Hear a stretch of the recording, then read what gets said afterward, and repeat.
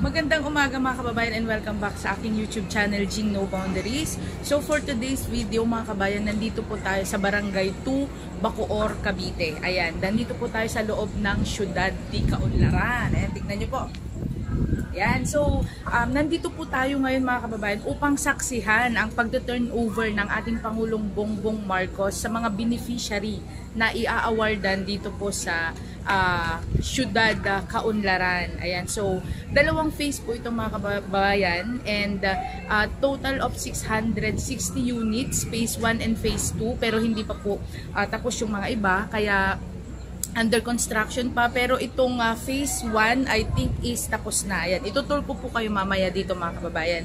Ayan, so samahan nyo kami today dito sa Bacoor, Cavite para po saksihan ang turnover program na gagawin dito sa pangunguna po ni Pangulong Bongbong Marcos. Ayan mga kababayan, so isa po ito sa mga promise ni Pangulong Bongbong Marcos nung eleksyon na pangarap niyang magkabahay ang bawat pamilyang Pilipino. So ito po mga kababayan, sinisimulan na pong mag-turnover ng ating Pangulong Bongbong Marcos sa mga pamilyang Pilipino. So sana po suportahan natin ang ating Pangulo, and then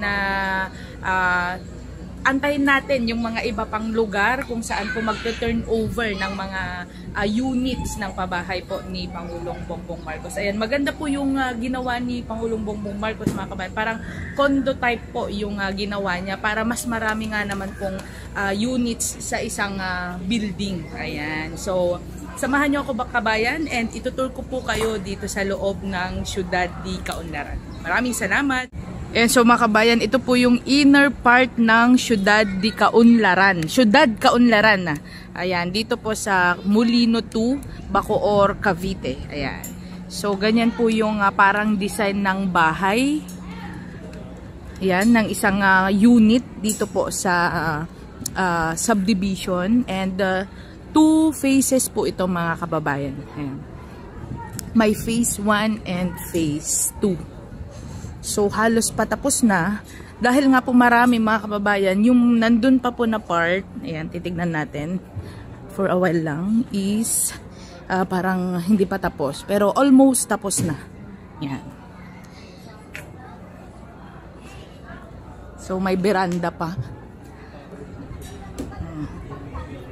May beranda ang bawat unit dito po sa Siyudad Kaunlaran. Ayan. So maganda po yung place mga kabayan dahil hindi po siya masyadong mainit, mahangin, and of course yung community dito, yung vibes ng community, although wala pa pong nakatira, pero parang nasisense ko na maganda po dito sa Siyudad Kaunlaran. Ayan. So napapansin nyo po marami pong mga beneficiary po na nandito today para po i-award sa kanila yung mga kanilang bahay.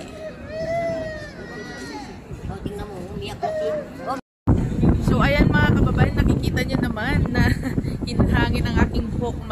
Maganda yung vibes dito mga kababayan, masyadong mahangin, and natatakpan po ng mga units yung init ng araw.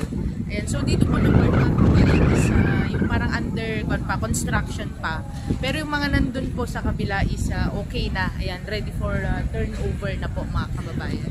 And itong mga pabahay po ng ating Pangulong Bongbong Marcos is napakamura. Ayan, parang ang kung hindi po ako nagkakamali is ranging 2 to 4,000 per month ang amortization. Unlike po sa mga ibang subdivision, yung mga offer po ng mga ibang subdivision po na minimum ng, ang hirap na pong makahanap ng 10,000 pesos na amortization for monthly. Ayan, so malaking tulong po ito mga kababayan sa ating mga pamilyang Pilipino na gusto o pangarap pong magkabahay. Ayan, ito na po, sagot na po, ayan, si Pangulong Bongbong Marcos upang magkabahay po ang mga ating mga Filipino families. 1, 2, 3. So mamaya mga kababayan, bibigyan po tayo ng opportunity na makapasok po sa units, makapasok po sa mismong loob ng bahay po para makita po natin yung inner design. Ayan, so mahangin and magulo na yung buhok. Yeah, so abangan nyo mga kabayan, antay-antay lang po tayo mamaya. Andito na po si Pangulong Bongbong Marcos. And dito po yung program area mamaya. 4, 5, 6.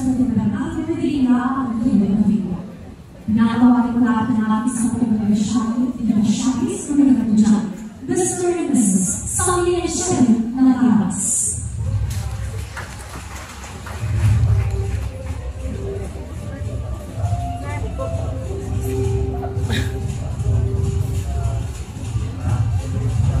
Mr. Ahmad at Mr. Noel Amor.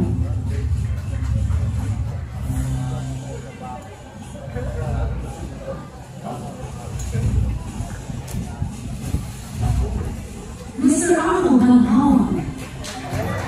Hey! Ayun!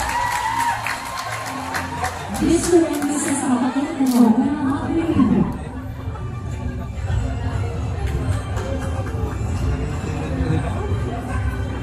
Umahura.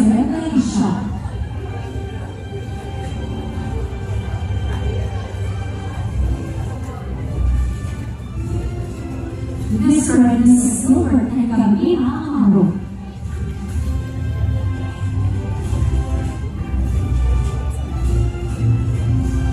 Mr. and Mrs. Tom Ross and Geraldine Jimenez.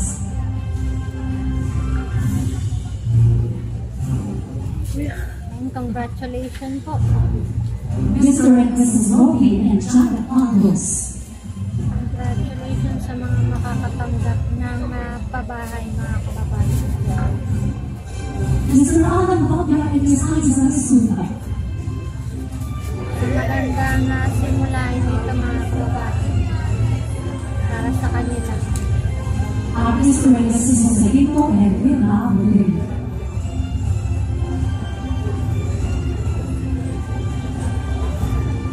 Maraming salamat po na nakamuha at congratulations sa lahat ng nakakatanggap ng Certificate of Eligibility for Unit Award. At sa punto po ito, ating pong tawagin sa Department of Human Settlements and Urban Secretary ng Rizal upang ipakilala ang ating panakuging tandaan.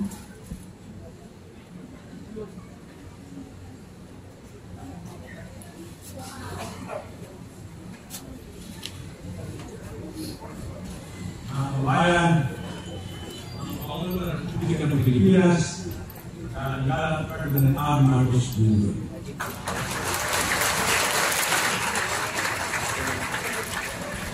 Magalaw din. Salamat sa ating Human Settlement and Urban Development Secretary, Jerry Osa. Ang anak Ay, sir. na kapatid ng Senator Juan Revilla. Mag-charge pa yung mama. Senator, dito po si Senator Revilla. Ay inaalala nila masyado ang lungsod ng Bacoor at kaya naman napakaganda na araw ito para natin ang ibang proyekto. Kami yung second district representative na yung dating alcalde daming nagpokus sa Pilipinas. Ito yung napakilala sa lahat ng mga dahil at hindi ko pa Cavite Provincial Governor Dante Remulla.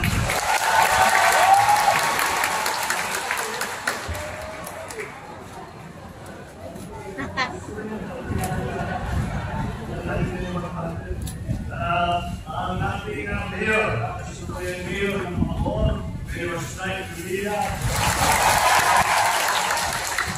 Pag-apuhan ng labanan Ang NHA, ang NHA General Manager Domenday.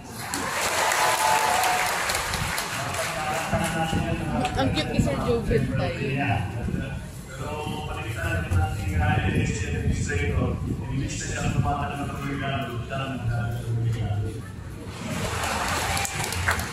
lahat ang mga beneficiaryo ng pagkain ng gobyerno, mga kasama ko sa pamahalaan, mga kababayan, at mga kapasilita.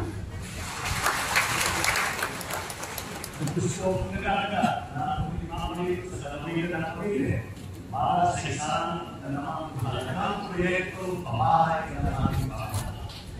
Ngayon po, ngayon naman ay manunod ko pong binabati ang mga mahigit na 6 na benepisyaryo kasama para sa sinayaan ang amin na siyang napusali ng Phase 1 na Sulat Kaunlaran Housing Project.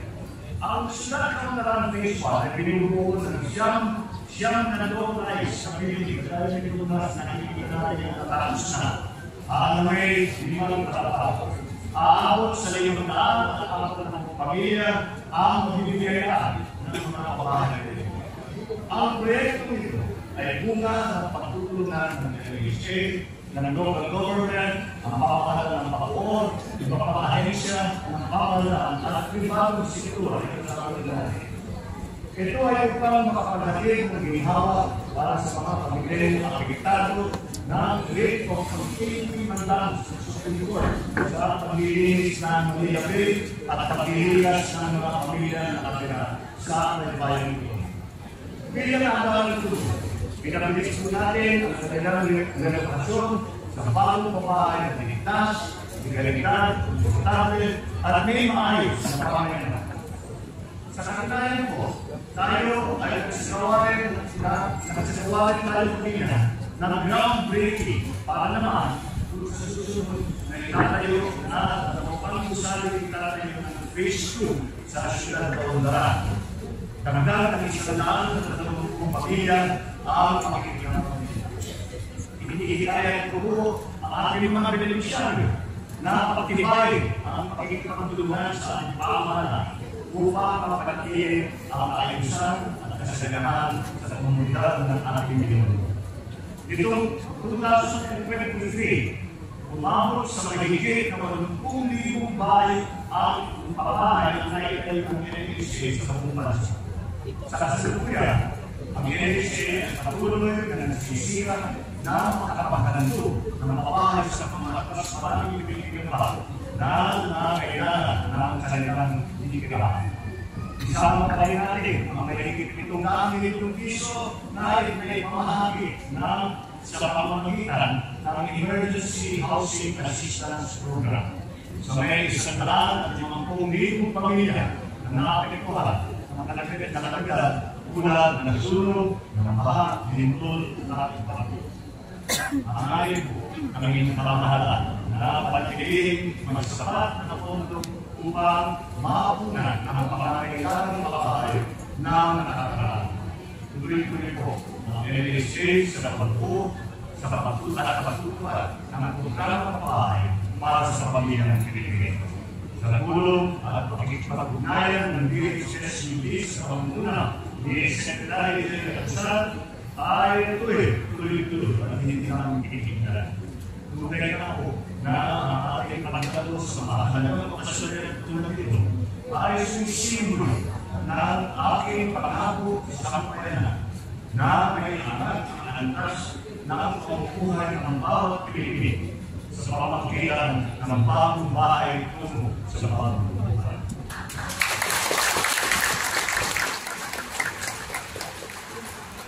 Itong Sulat Kaunlaran ay puno ng bagong panas.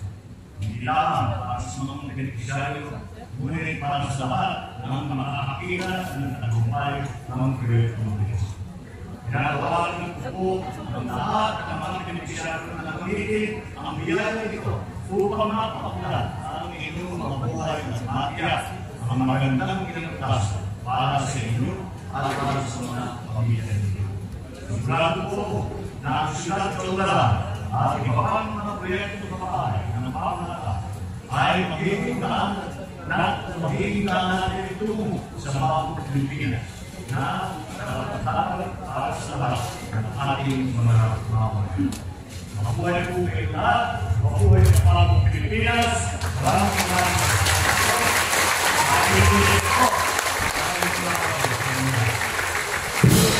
Maraming salamat po, mahal ng Pangulong Ferdinand R. Marcos Sr. At hinihiling po namin sa ating mga Pangulo na manatili po sa unahan Tatawagan po natin ang mga kinatawan ng NHA beneficiary